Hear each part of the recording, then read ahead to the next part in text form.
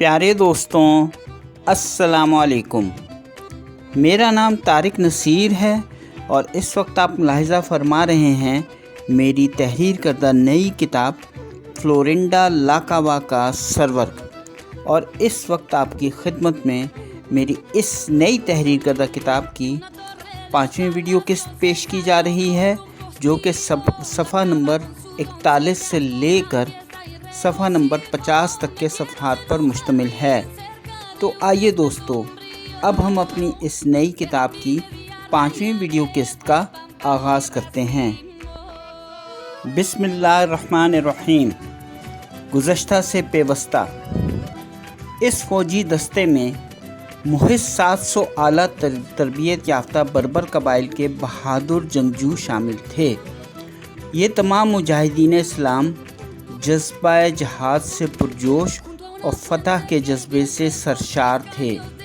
ان مجاہدین اسلام کی ذمہ داری حالات کا جائزہ لینا،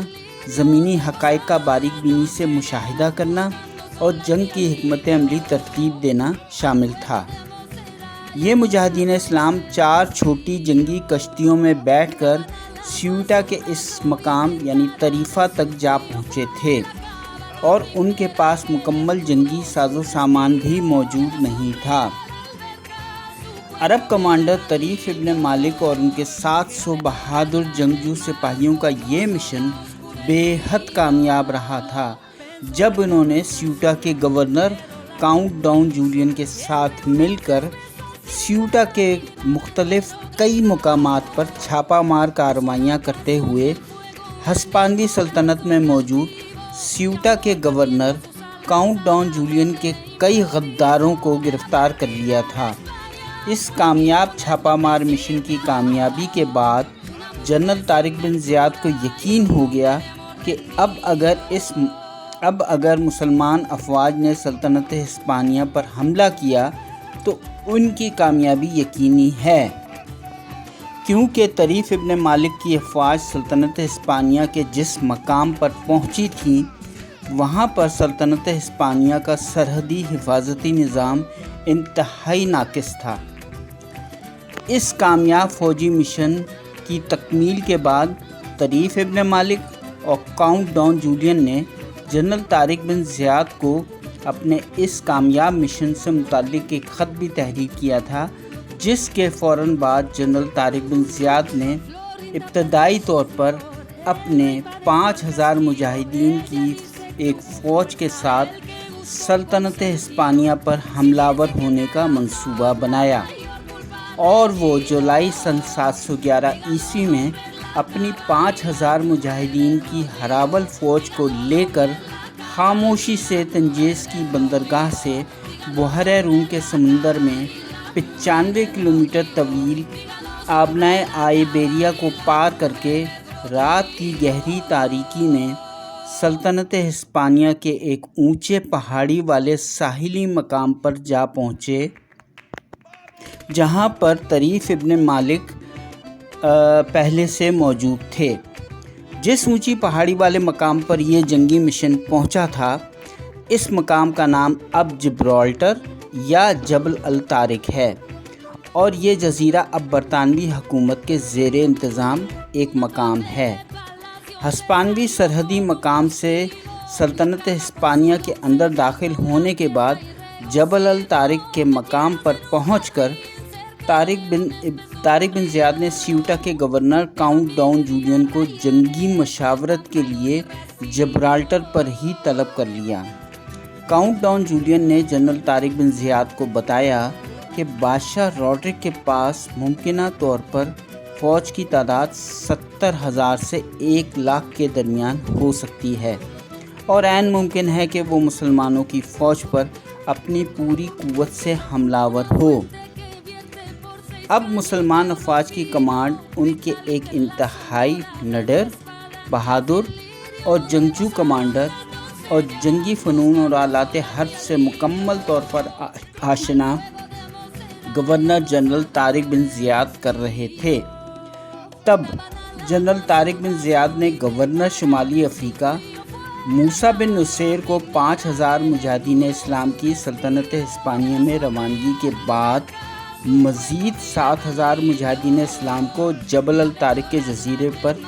روانہ کرنے کی درخواست بھیج دی، جس سے سلطنت ہسپانیہ میں مسلمان افواج کی تعداد بڑھ کر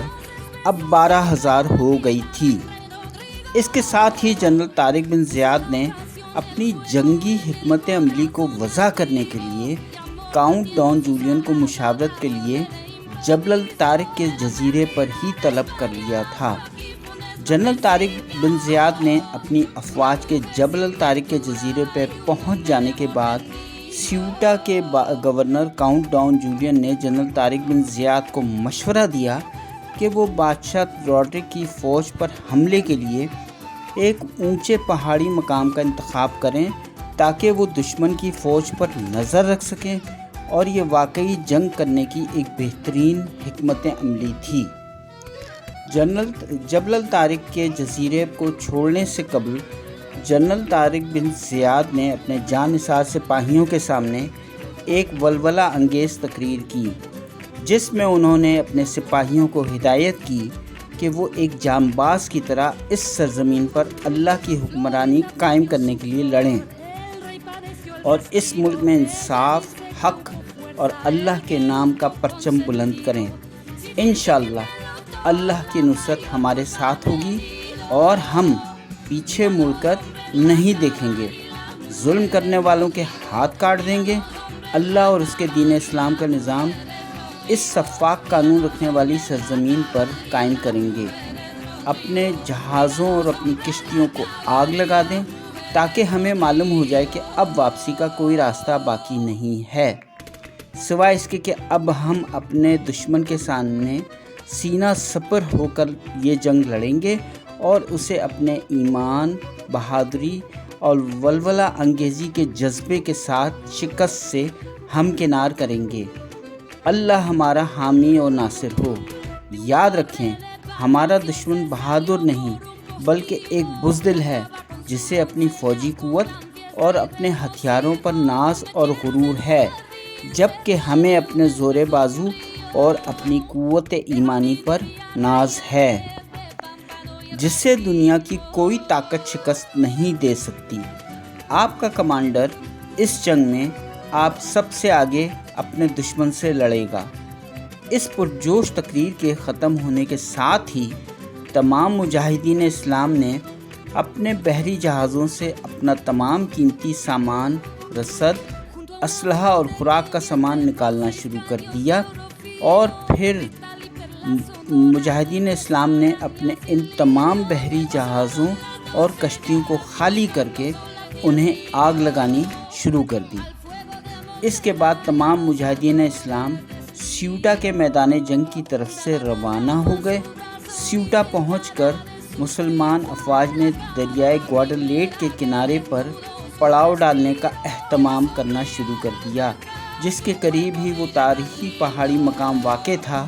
جہاں سے جنرل طارق بن زیاد نے اپنی افواج کی کمانڈ کرنی تھی۔ اس دوران دریائے گواڈلیٹ کے کنارے پر موجود بھیڑ بکریوں کو چرانے والے چرواہوں نے جب اس مقام پر موجود مسلمان افواج کی اتنی بڑی تعداد کو دیکھا تو انہوں نے ویزیگوتھک افواج کے ایک یونٹ کمانڈر کو یہ اطلاع بھجوا دی۔ اس اطلاع میں یہ بتایا گیا تھا کہ دریائے گواڈلیٹ کے کنارے پر نامعلوم یونیفارم پہنے ہوئے عجیب و غریب افواج کا ایک بہت بڑا اجتماع نظر آ رہا ہے۔ ہسپانوی آرمی کے ایک یونٹ کمانڈر نے فوراً ہی اپنے گھوڑے پر جا کر دریائے گواڈلیٹ کا دورہ کیا، اور جب اس نے دریائے گواڈلیٹ کے کنارے پر غیر ملکی افواج کا اتنا بڑا اجتماع دیکھا تو وہ بھی گھبرا گیا، اور پھر اس نے فوری طور پر اپنا ایک خصوصی پیغام ویزیگوتھک فوج کے ایک سپاہی کے ذریعے سے ایک برق رفتار گھوڑے پر ٹولیڈو کے شاہی محل کی طرف روانہ کر دیا۔ لیکن جب وہ ویزیگوتھک فوج کا سپاہی ٹولیڈو کے شاہی محل میں پہنچا تو اسے معلوم ہوا کہ بادشاہ روڈرک ٹولیڈو کے شاہی محل میں موجود نہیں ہے، اور وہ ایک جنگی مہم پر ملک کے شمالی علاقوں کی طرف گیا ہوا ہے۔ اس گھڑ سوار سپاہی نے اپنا یہ پیغام ملکہ ایگیلونا کے حوالے کر دیا تاکہ وہ یہ پیغام بادشاہ روڈرک تک پہنچا دے، اور پھر وہ سپاہی یہ پیغام ملکہ کے سپرد کر کے واپس سیوٹا میں اپنی پوسٹ کی طرف روانہ ہو گیا۔ بادشاہ روڈرک تک یہ پیغام پہنچنے میں مزید 4 روز اور لگ گئے۔ اگیلا دوئم کے سوبریلانو کے شاہی محل میں، جو کہ کوملا کینٹبریا میں واقع ہے، میں ہونے والے یہ ہنگامی مذاکرات بھی تاحال بے نتیجہ ہی ثابت ہو رہے تھے۔ ان مذاکرات کے دوران ہی بادشاہ روڈرک کو تولیڈو کے شاہی محل سے آنے والا وہ خط بھی موصول ہو گیا جس میں دریائے گواڈالیٹ کے کنارے پر غیر ملکی افواج کا اتنا بڑا اجتماع دیکھے جانے کی اطلاع دی گئی تھی۔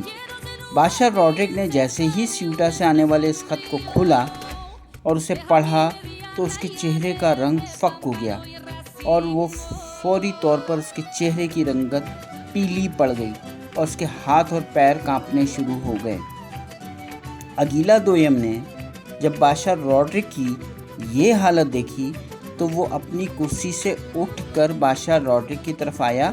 اور ایک جھٹکے کے ساتھ ہی وہ خط بادشاہ روڈرک کے ہاتھ سے کھینچ لیا، اور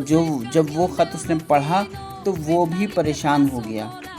تب بادشاہ روڈرک نے اگیلا دوئم کو ہرکولس مینار میں اپنے ساتھ پیش آنے والے ان واقعات کی پوری تفصیل اور کاؤنٹ ڈان جولین کی بے وفائی کی جھوٹی داستان غم سنائی، اور بتایا کہ وہ عرب مسلمان افواج ہیں جنہیں اس نے خود ہرکولس کے مینار میں موجود ایک ہرن کی کھال پہ بنی ہوئی پینٹنگ میں دیکھا ہے، اور کاؤنٹ ڈان جولین کے مسلمانوں کے ساتھ بے حد قریبی تعلقات ہیں جب ہی ان کی فوج سیوٹا کے علاقے میں آ گئی ہے۔ اب انہیں شکست دینا ناممکن ہے۔ اگیلا دوئم نے بادشاہ روڈرک کے کندھے پر ہاتھ رکھا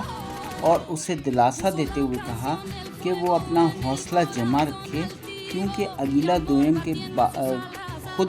دوئم خود بھی اس جنگی مہم کے لیے اپنی 25,000 کی پوری فوج بادشاہ روڈرک کے ہمراہ روانہ کرنے کے لیے تیار ہے۔ بادشاہ روڈرک کی فوج کے تمام سپاہی تنخواہ دار تھے، اور اس کی یہ فوج تعداد میں تو بہت زیادہ تھی، مگر ان میں جواں مردی اور بہادری سے جنگ لڑنے کے لیے حوصلے کی شدید کمی تھی۔ اس کے علاوہ بادشاہ روڈرک کی یہ فوج غلامانہ سوچ کی حامل ایک فوج تھی، اور یہ فوج مختلف سیاسی گروہوں میں بھی تقسیم تھی۔ بادشاہ روڈرک کی اس فوج کے پاس پیشہ ورانہ مہارت اور تربیت کی بھی شدید کمی تھی۔ بادشاہ روڈرک کو اگیلا دوئم کی دی ہوئی 25,000 کی تعداد کی فوج کے ہمراہ فوری طور پہ واپس تولیڈو پہنچ گیا تاکہ وہ تولیڈو کے دارالحکومت میں موجود اپنی فوج کو مجتمع کر سکے۔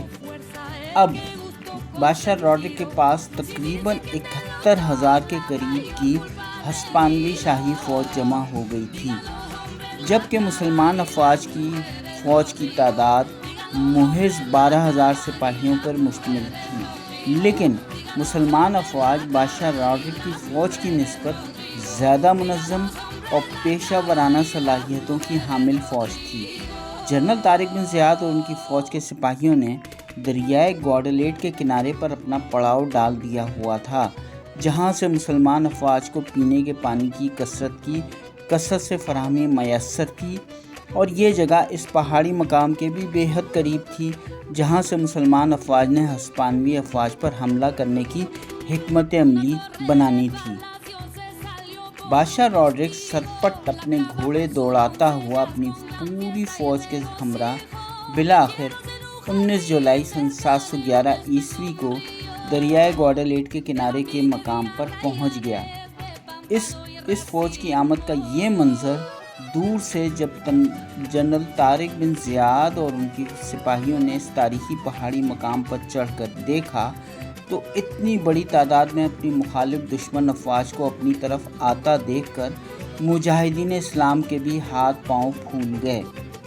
طارق بن زیاد نے ہنگامی طور پر اپنی افواج کو فوری طور پر حملے کے لیے تیار رہنے کے لیے اپنی فارمیشن بنانے کی